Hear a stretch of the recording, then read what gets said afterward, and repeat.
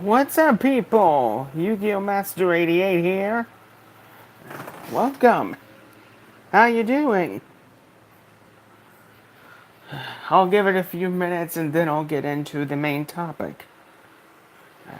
Also, Merry Christmas to everybody that comes in here. So yeah, I'll give it a few minutes and we'll get started with the main topic.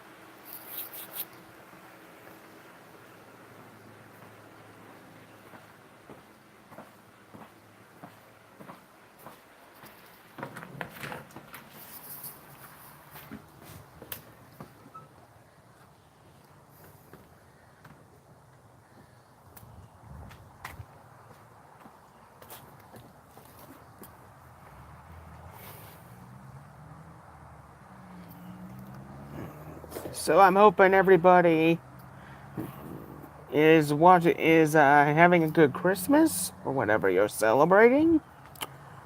I hope your day is going very well.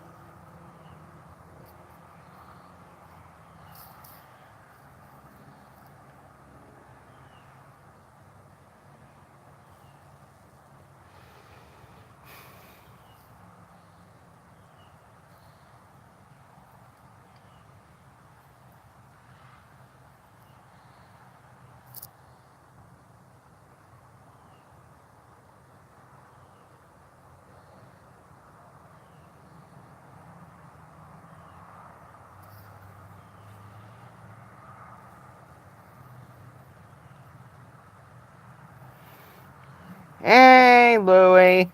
How you doing, man?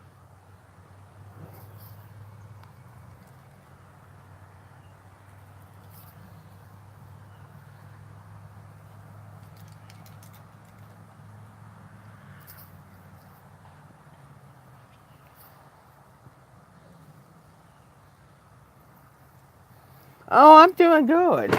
Doing great. I'm just giving it a few minutes and then I'll get to today's topic, which the topic for my stream today is the dangers of closed source software.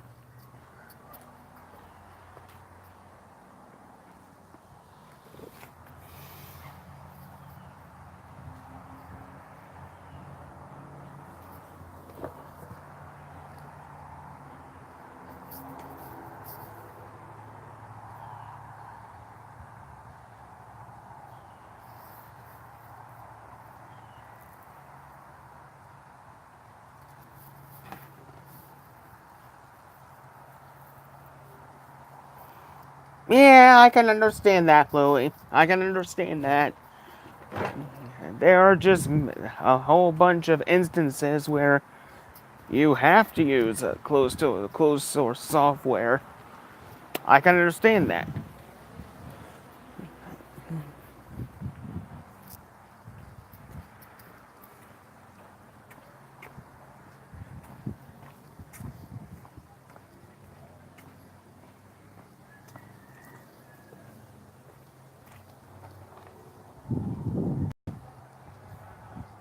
Okay, take your time.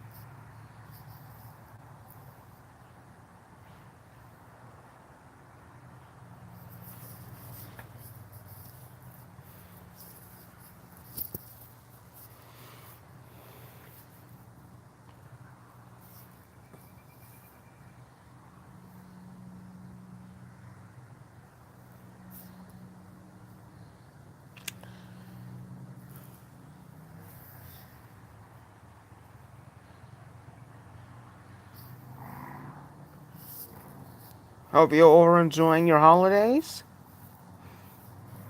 I know I am. Things are going really good today.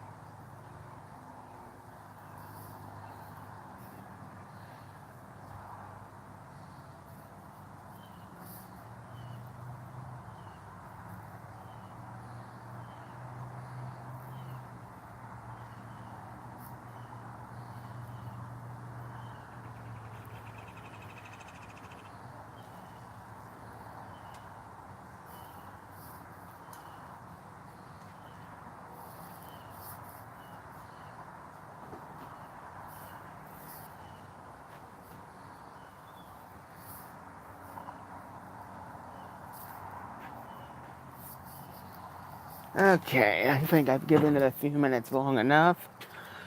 I think I'm gonna get started on the main topic.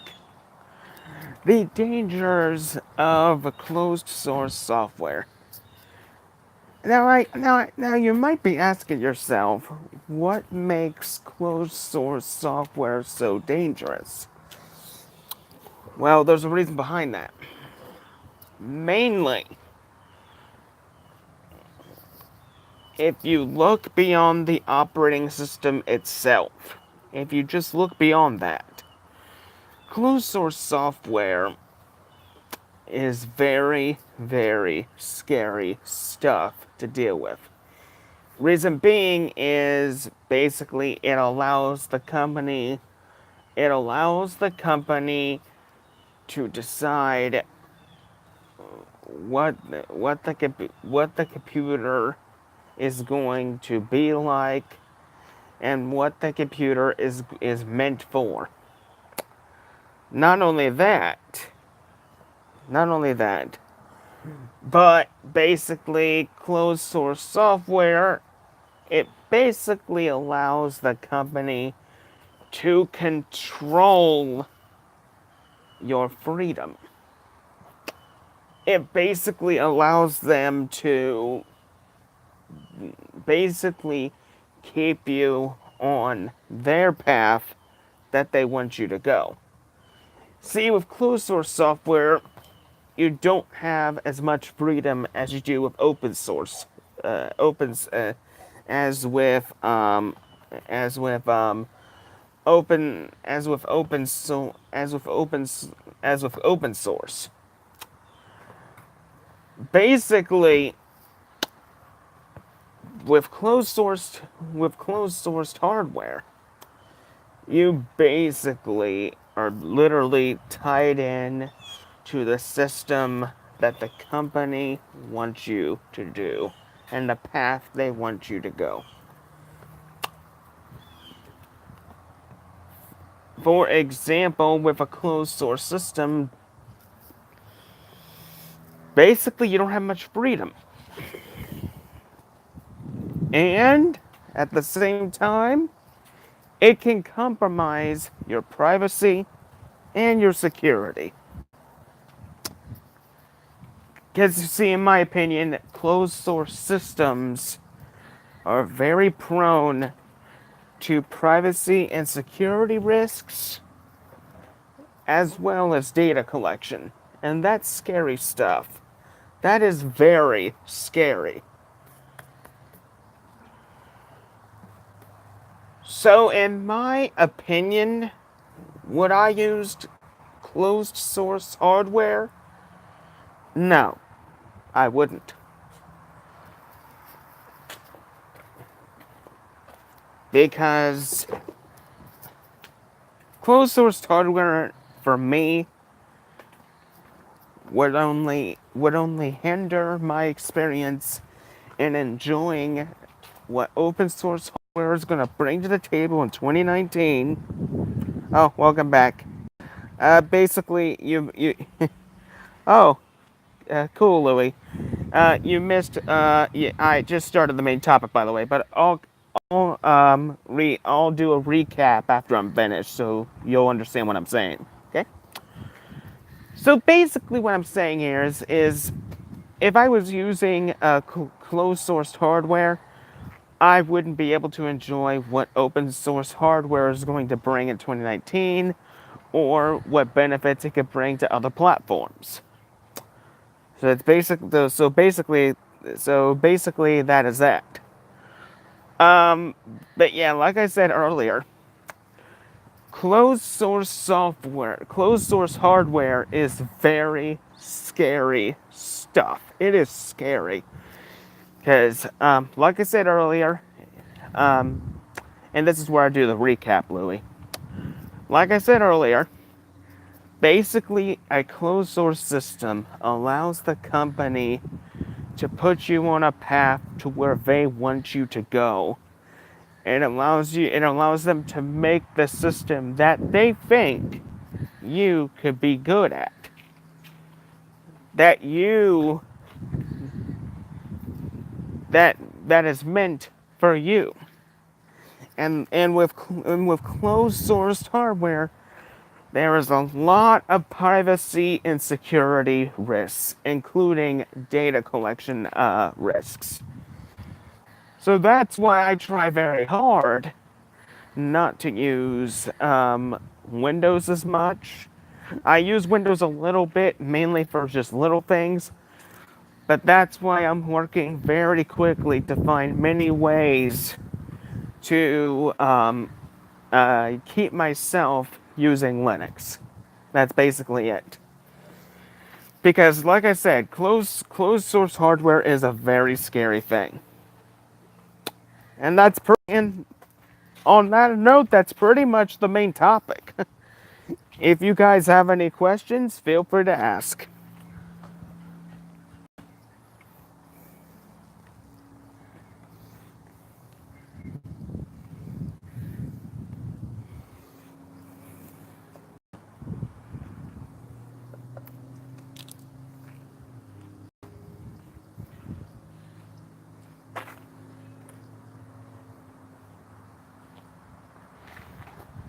Also, before I forget, I mentioned the dangers of open source of closed sourced hardware. I also forgot to mention the dangers of closed source software, which was my actual topic. But I can fit in two topics in one live stream. That's no big deal for me. Basically, the same can be said for closed source software, because with closed source software, they don't give you much to do with closed source software. They really don't. With open source software, you are free as in freedom to use the software as you wish. With closed source software, the only thing you have is limitations. That's basically in a nutshell that's basically in a nutshell the dangers of closed source software.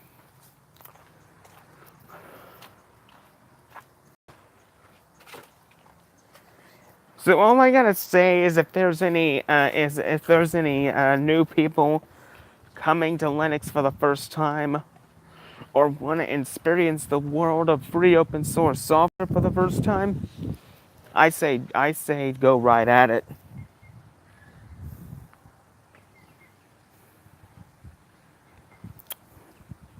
You can just Yeah, Louis, that's true. That's true. It's very true. You can do that, but wine. The thing is, Louis, wine is not perfect. Um, it still has its flaws, and it may be a long time before it can get off the ground. That's why still have two. That's why I still have two Windows 10 machines lying around. This way, I can use Windows programs on Windows.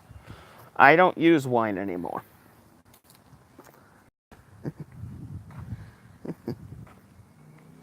Oh, you've done it before? That's nice.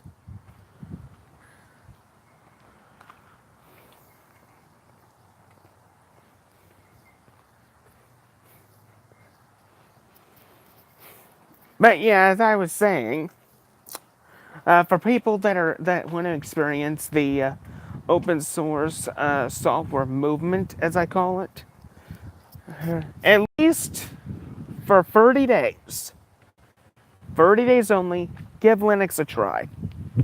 If you like it, then I encourage you to buy a ThinkPad.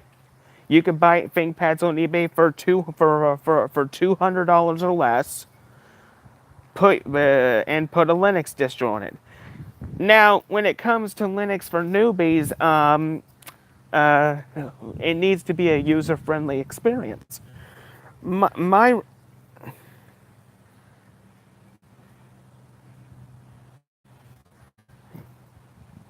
okay, Louis. Okay. As I was saying, basically, if you want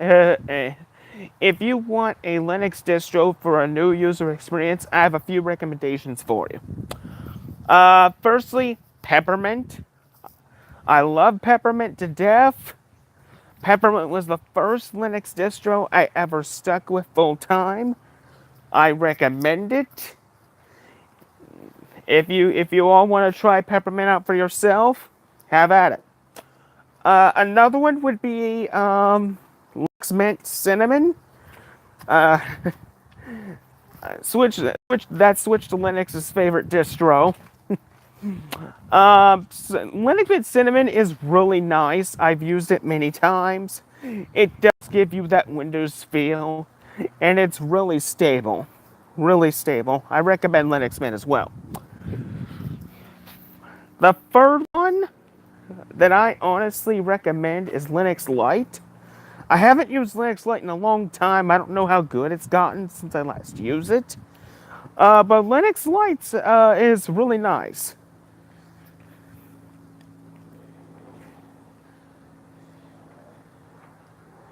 Yeah, exactly, Louis. If you're a Mac user, yes, go for Elementary OS. Elementary OS, that's my number 4. If you're coming from a Mac, then that's for you. And the fifth and final distro I would recommend for a new user is Ubuntu. Ubuntu is the most popular distro of all time. It's one of the best. Very stable. It's based on Debian. And you can theme it however you want. That's the beauty of Ubuntu. That's what makes Ubuntu very beautiful. It allows you to customize what your experience is going to be. If you're a Mac user, you can make Ubuntu look like a Mac. If you're a Windows user, you can make it look like Windows. It's just that simple.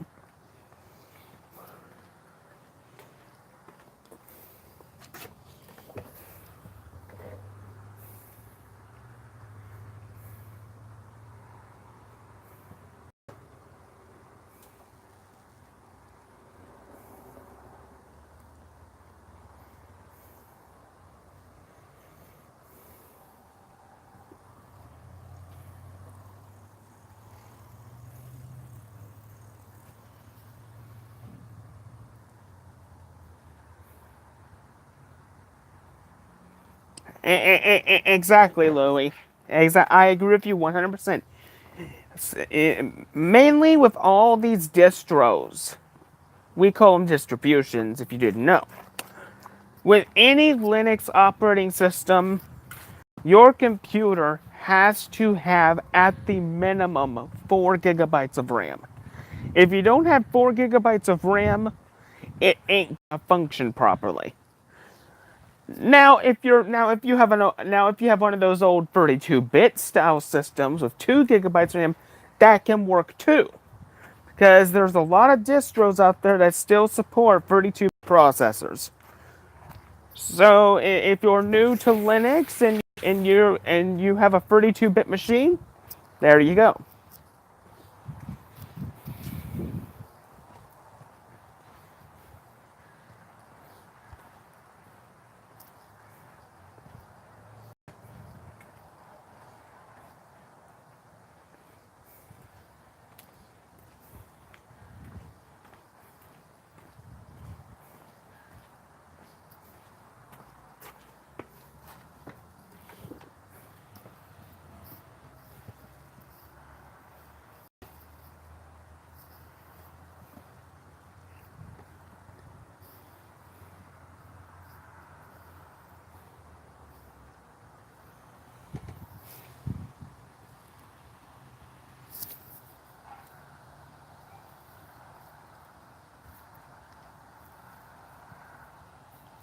Yeah, Laboon 2 is really nice.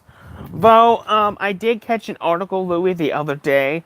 Laboon 2 is possibly dropping 32-bit support.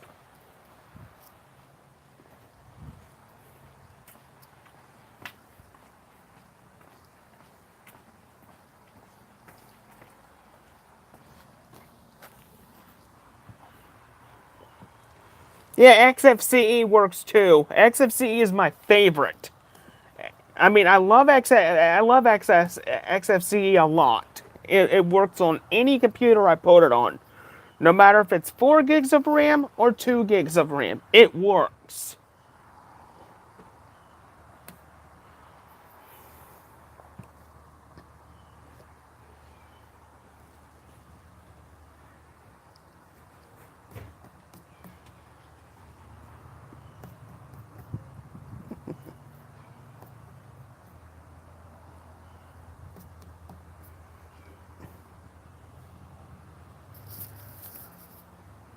Yep.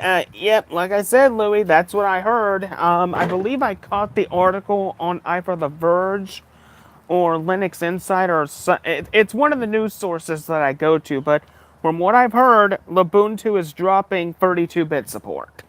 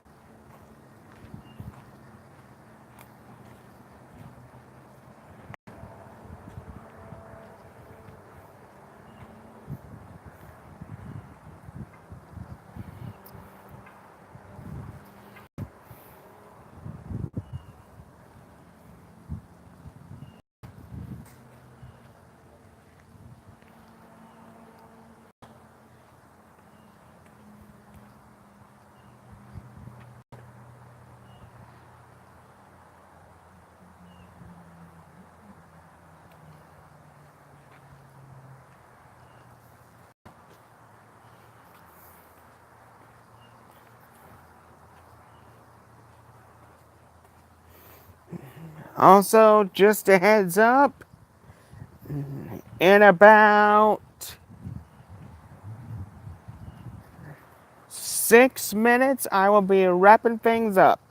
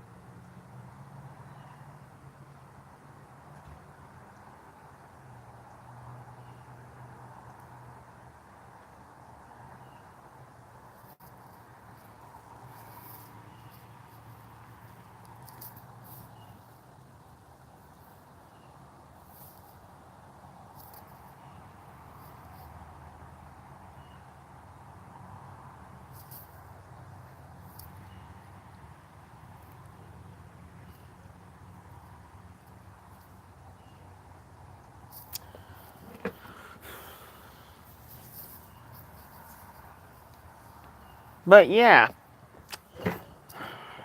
I think pretty much I'm just gonna go ahead and wrap things up right now. I thank you all for enjoying my live stream. If you want to see more videos just like live streams and videos just like this, please let me know and I will figure something out. But anyway, people, I hope you enjoy this as much as I did, and until next time, this is Yu-Gi-Oh! Master 88 saying see you later.